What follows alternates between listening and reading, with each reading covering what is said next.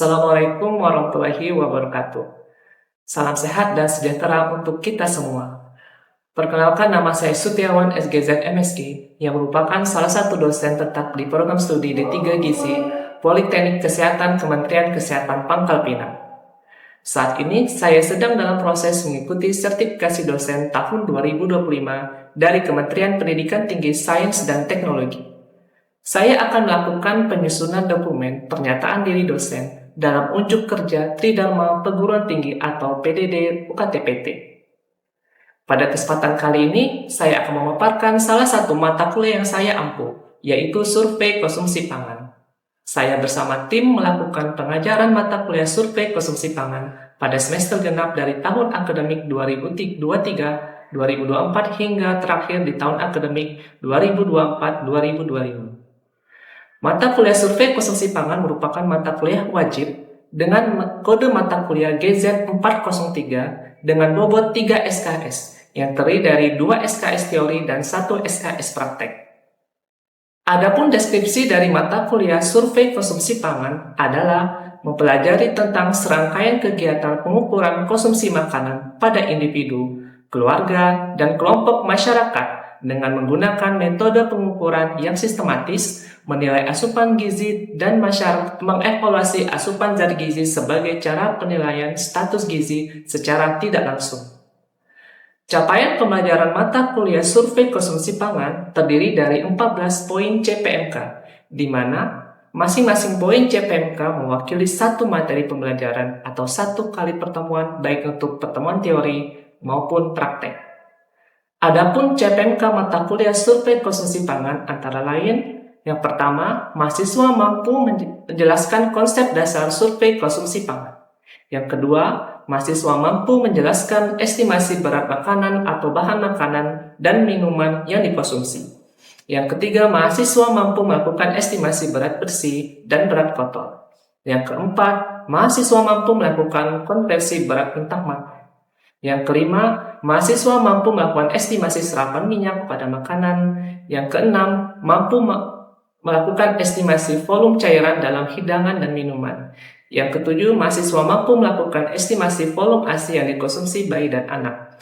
Yang kedelapan, mahasiswa mampu melakukan estimasi nilai gizi makanan dan atau minuman yang dikonsumsi. Yang kesembilan, mahasiswa mampu melakukan metode pengukuran asupan zat gizi individu melalui metode food recall, food report, food weighing, food frequency questionnaire, and semi-quantitative food frequency questionnaire atau SQFQ. Yang ke-10, mahasiswa mampu melakukan metode pengukuran asupan zat gizi keluarga. Yang ke-11, mahasiswa mampu melakukan metode pengumpulan data dari riwayat gizi dan makanan.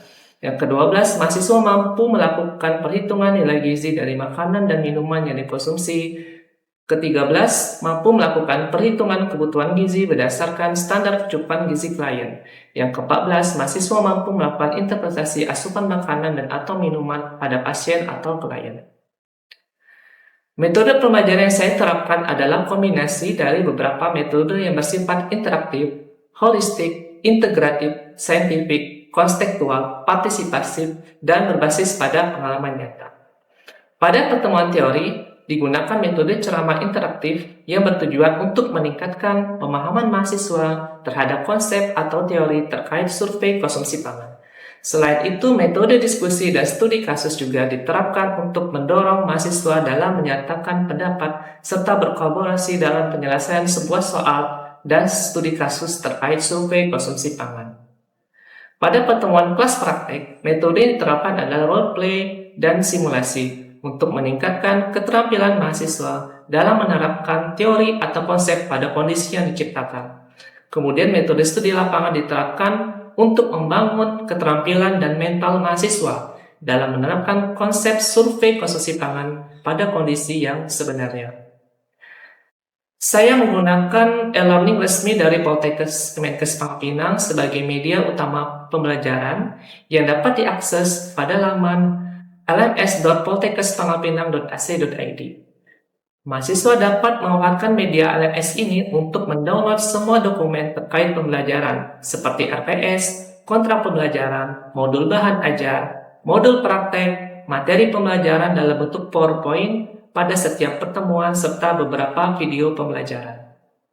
Selain itu, tugas teori dan praktek mahasiswa juga dikumpulkan dalam media LMS atau e-learning yang sama, sehingga memudahkan dalam proses penilaian yang sistematis dan memberikan umpan balik secara langsung kepada mahasiswa. Adapun kriteria penilaian dalam pembelajaran mata kuliah survei konsumsi pangan ini dijabarkan dalam beberapa komponen, yaitu teori sebesar 65% dan praktek 35%, di mana teori terdiri dari penilaian tugas 20%, keaktifan 10%, ujian tengah semester 30%, dan ujian akhir semester 40%. Sementara untuk pembelajaran praktek terdiri dari tugas 20%, presentasi 20%, praktek 30%, serta ujian akhir praktikum atau UAS 30%. Proses penilaian didasarkan pada rubrik penilaian jelas dan bersifat objektif. Hasil evaluasi pembelajaran disampaikan kembali kepada mahasiswa sebagai proses umpan balik. Sumber referensi yang digunakan untuk mendukung pembelajaran antara lain buku referensi, buku ajar, jurnal penelitian, serta hasil penelitian dosen prodi D3 Gizi Poltekkes Pangkal Pinang yang diintegrasikan pada beberapa bahan kajian pada mata kuliah ini. Adapun penelitian yang sudah kami integrasikan adalah penelitian saya sendiri yang berjudul Pengembangan Indeks Tahanan Pangan, Rumah Tangga dan Kaitan dengan Tingkat Kecukupan Zat Gizi dan Status Gizi Anak Balita, di mana metode food recall pada penelitian ini terbukti efektif dalam meningkatkan sensitivitas dan ada kaitannya dengan tingkat kecukupan zat gizi pada anak stunting dan non-stunting. Kemudian hasil penelitian dari tim dosen yaitu Ibu Oli Pertamianardi tentang asupan energi protein dan keragaman pangan pada balita stunting dan non-stunting di Kecamatan Sipang Tritip, Kabupaten Bangka Barat, di mana metode food recall diterapkan dalam proses penelitian ini. Baiklah, selanjutnya mari kita menyaksikan video pengajaran yang sudah saya siapkan pada mata kuliah survei konsumsi pangan, khususnya materi pertemuan tentang estimasi volume ASI yang dikonsumsi bayi dan anak. Selamat menyaksikan.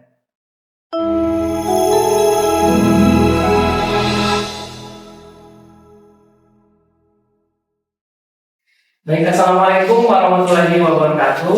Waalaikumsalam warahmatullahi wabarakatuh. Baik, selamat pagi semuanya. Pagi.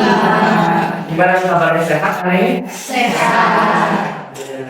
Baik, hari ini sesuai dengan jadwal yang sudah kita janjikan ya, berdasarkan RPS yang sudah Bapak upload dan jadwal yang sudah disepakati bersama. Hari ini kita melanjutkan materi perkuliahan yang ke-9 terkait dengan estimasi volume ASI yang dikonsumsi oleh bayi dan anak.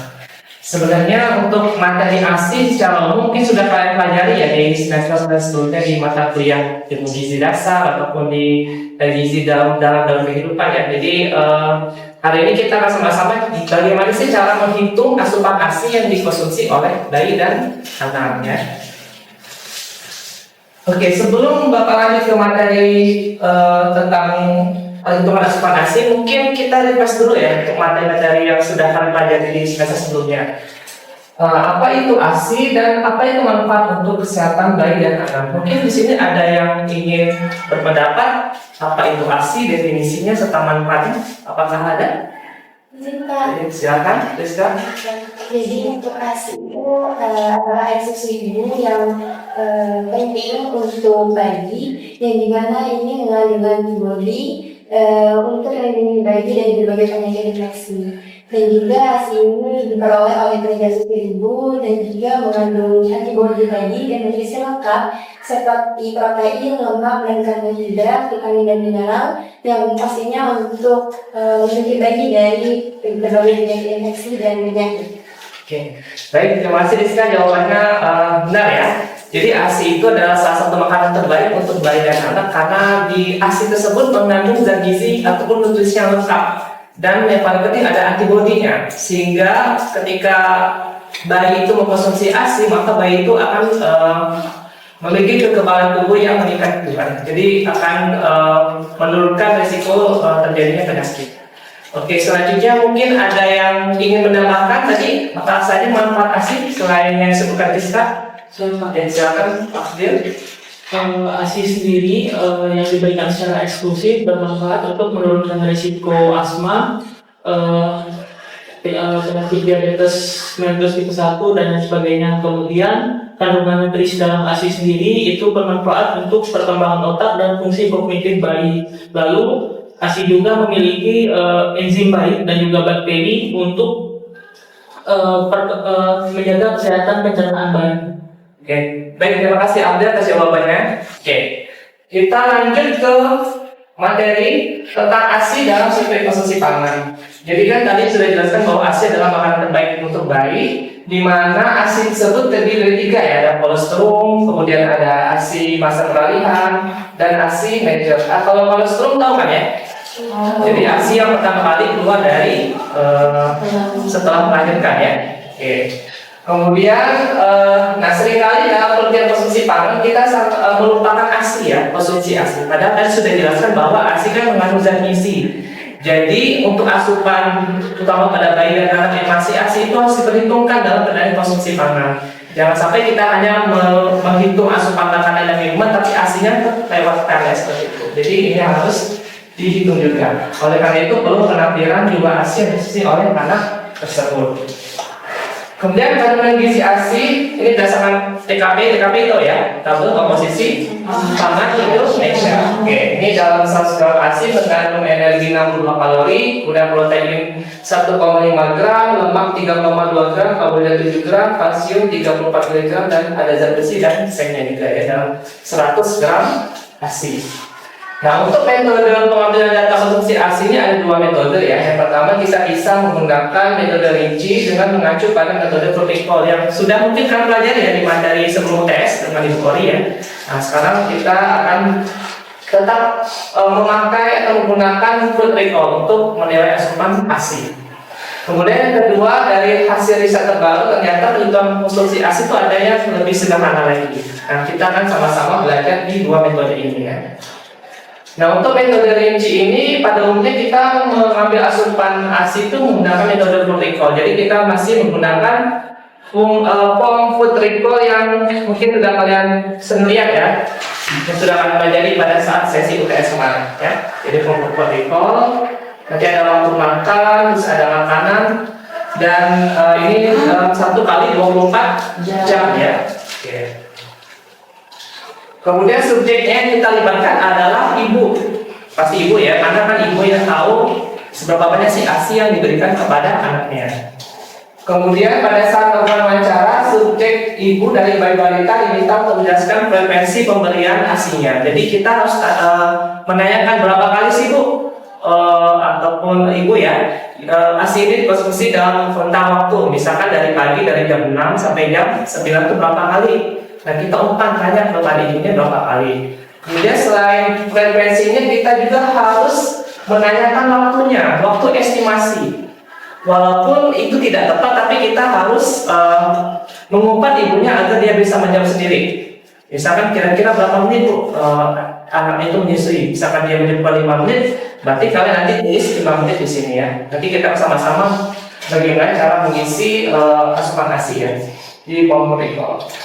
Nah, ini hindari wawancara langsung dalam 1 hari karena itu akan terdapat bias ya. Jadi kita seperti recall biasa menanya recallnya itu 1 per waktu ya, dari pagi, selingan, kemudian dari siang, selingan sore sampai malam. Oke.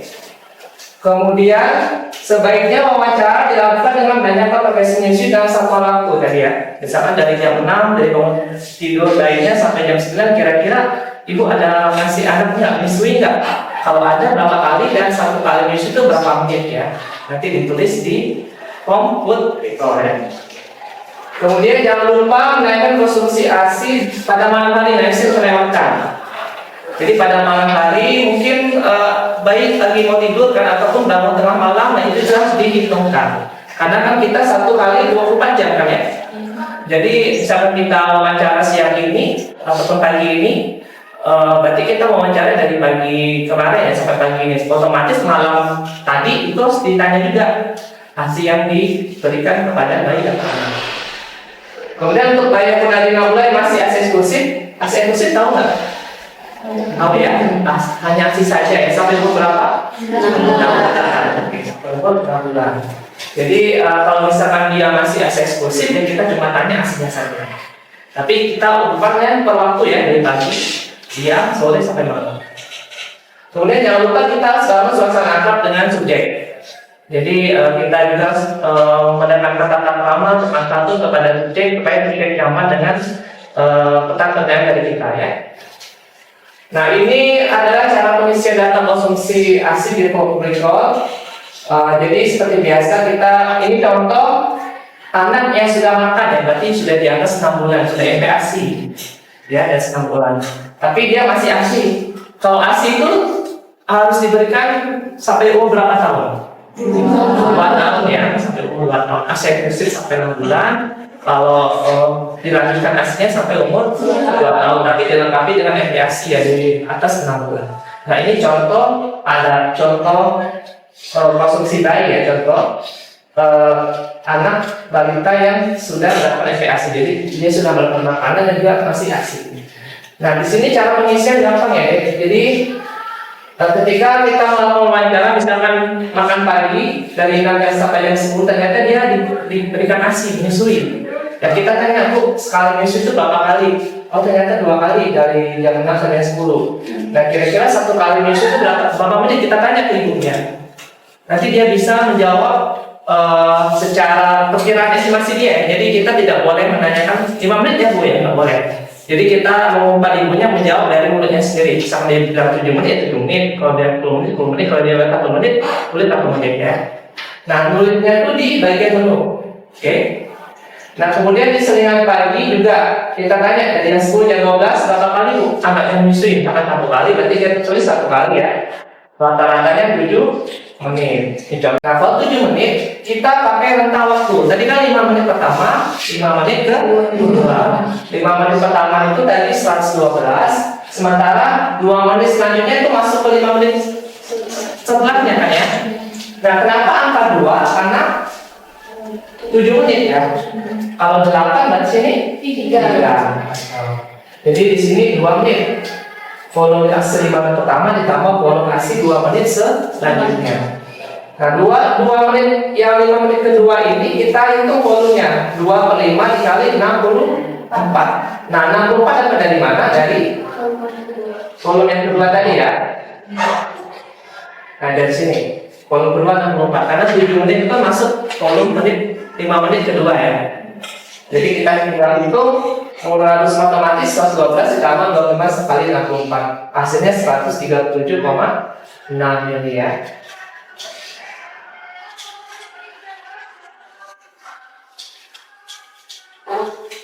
Oke, sekarang ada soal latihan. Coba kalian kerjakan di masing-masing catatannya ya. Ini mudah. Jadi kita hanya diminta menghitung ASI pada selingan pagi dan makan paginya. Nah, sini ketahui 2 kali ASI ini 1 kali atau 5 menit. Kemudian pada selingan pagi rata-rata 7 menit. Oke, silakan dicatat. Bapak kasih waktu 1 menit ya, karena ini tidak. Untuk dalam. Ada yang sudah bisa? Ada yang mau coba lebih cepat? Aja. Oke, sudah selesai. Ayo, coba diserahkan. Biar teman-temannya bisa lihat ya.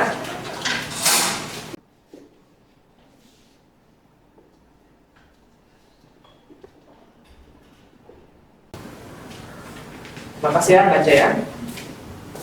Baik, ini jawaban dari teman kita Paja. Nah, untuk jawaban pertama 361,6 ya, karena dia 5 menitnya 2 kali. Jadi 5 menit dan menit dikali 2 dan ditambahkan. Jadi ini benar ya. Ada yang beda jawabannya? Sama-sama ya. Oke. Kemudian di selingan paginya dia 1 kali 7 menit. Tadi sudah Bapak jelaskan 7 menit, kita hitung selisih di menit 2 menit keduanya ya.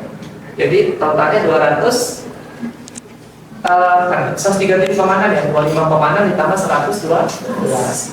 Jadi kalau kita totalkan volume aslinya dari pagi sampai selingan pagi tinggal ditotalkan ya, 361 tambah 137. Kalau 1 hari nanti kita tambahin dari pagi sampai malamnya. Ini baru contoh dari pagi sampai selingan pagi. Oke, kita lanjut ya. Nah, sekarang soal yang kedua, kita lanjut ke soal ini ya. Nah, berarti berapa sih kandungan energi dan proteinnya? Dan coba kalian hitung. catat ya sebagai tugas. Nanti yang sudah selesai, ada yang mau maju ke depan, silakan maju ke depan ya. Nanti supaya teman-temannya bisa lihat dan membaca. Oke deh, sudah selesai. Jadi sudah, coba ya. Catat ya.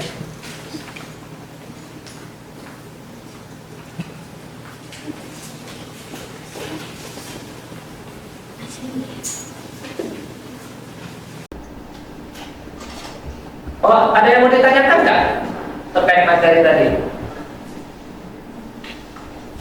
Izin bertanya. Ya.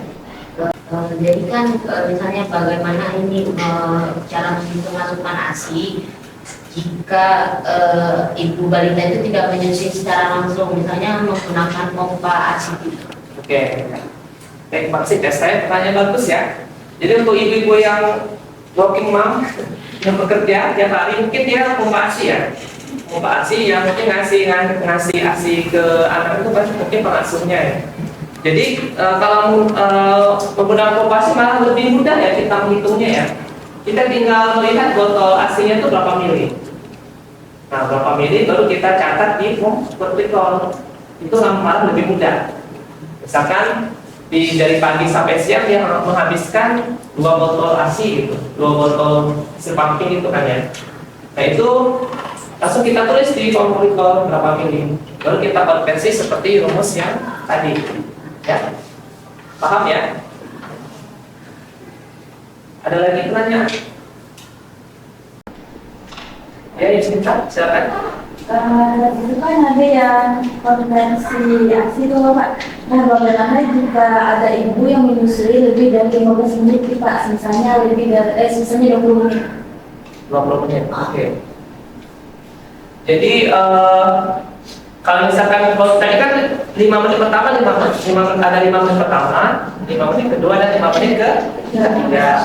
Nah untuk 20 menit, kalau dia konsumsi 20 menit, berarti dia masuk ke 5 menit ketiga. Berarti selisihnya 20 menit dikurang 15 menit ya. 5 menit ketiga kan sama dengan 15 menit kan. Berarti kita volumenya itu kita masukkan ke menit ketiga yang paling rendah tadi ya. Jadi kita bisa menghitung volume ketika bayi tersebut mengkonsumsi ASI lebih dari 15 menit. Jadi kita menggunakan yang menit ketiga.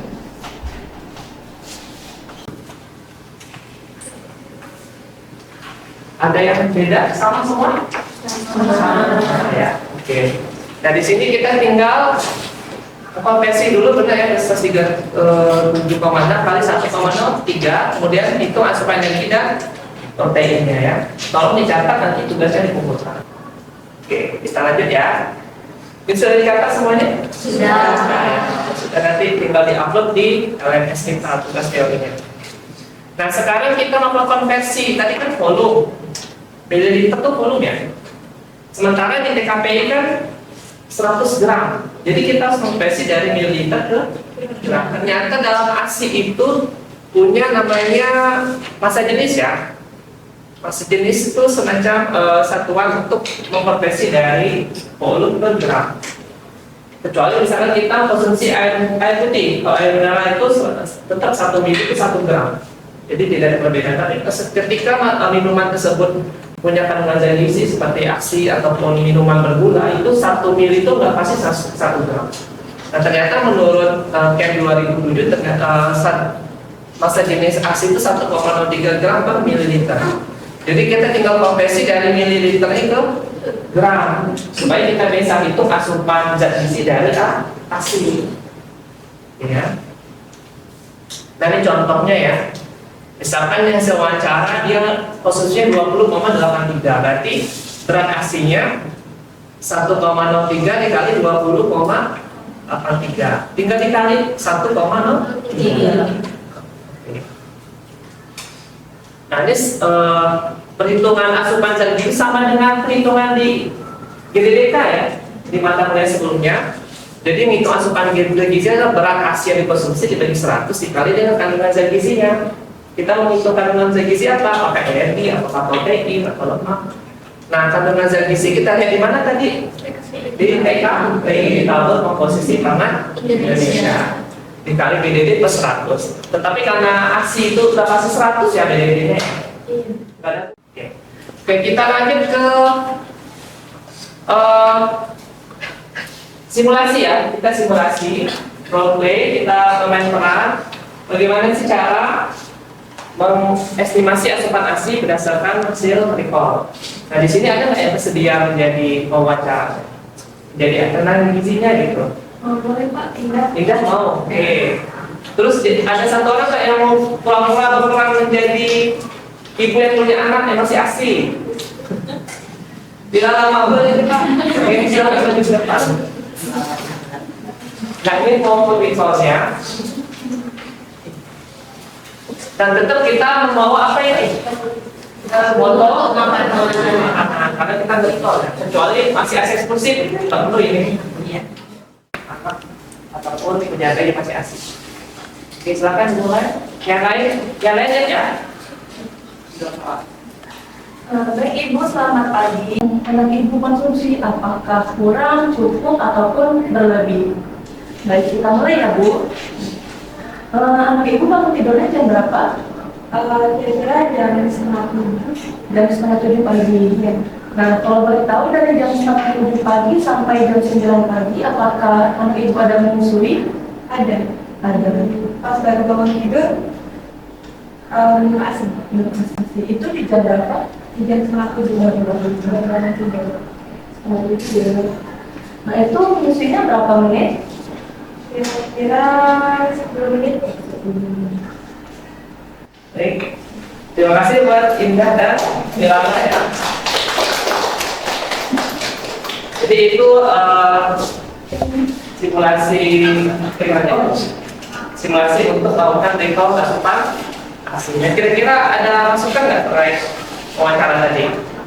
Apa yang dilewatkan kira-kira? Suplemen masih ingat? Iya. Kalau misalkan anaknya ada suplemen, kalau nggak ada ya. Kemudian juga sekali sama tahu dia ASI tetap usul gitu kan, sesapi kan, itu kita sekali. Jadi apapun yang dimakan atau diminum sama anak itu kita gali asupannya menggunakan Oke, sebagai tugas karena di sini kita praktek ya. Di sini kita praktek. Nanti setelah ini kalian silakan mencari masing-masing ya. Mencari responden ibu yang punya anak yang masih ASI. Oke, silakan di video, kemudian ditulis di sini, kemudian dihitung asupan zat gizinya dalam 1 hari. Jadi Bapak bagikan copy-code-nya, jadi kalian cukup tulis ini, setelah ini kalian ke lapangan. Jadi kita praktekkan ya, jadwalnya kalian. Ini kan teori, itu praktek. Jadi kalian bisa bergerilya yang dari terkosannya, terus pada keluarga yang punya bayi gitu kan ya, semua wawancara. Paham dengan tugasnya, ada yang tanya Anda? Paham ya? Oke, ini Bapak bagikan, silahkan dibagikan ke belakang ya. Oke, untuk materi ini mungkin ada yang ingin ditanyakan sebelum Bapak tutup? Sudah jelas? Kita belajar tentang asupan ASI ya. Karena kemarin kita baru belajar tentang asupan makanan, tentang pokrikol. Nah, ini kita ada tambahan khusus untuk ASI. Jadi bagi nanti kalian sudah praktek ataupun ketika sudah turun lapang di terjun ke masyarakat yang sudah kerja, jangan lupa untuk melihat asupan khusus pada bayi anak yang masih ASI. Jangan lupa ASI-nya dicatat ya, karena itu kan ada zat gizi. Jadi kalau kita nggak catat, mungkin tidak valid data asupan yang kita dapatkan. Oke, sekian untuk program hari ini. Kurang lebih Bapak mohon maaf ya. Kita tutup. Assalamualaikum warahmatullahi wabarakatuh. Waalaikumsalam warahmatullahi wabarakatuh. Demikian video pembelajaran untuk mata kuliah survei konsumsi pangan bagi mahasiswa program studi D3 Gizi Poltekkes Kemenkes Pangkal Pinang. Video ini digunakan sebagai salah satu syarat dokumen pernyataan diri dosen dalam unjuk kerja Tridharma Perguruan Tinggi atau PDD UKT-PT. Semoga dapat menjadi pertimbangan baik dalam proses penilaian sertifikasi dosen tahun 2025. Terima kasih atas perhatiannya. Wassalamualaikum warahmatullahi wabarakatuh.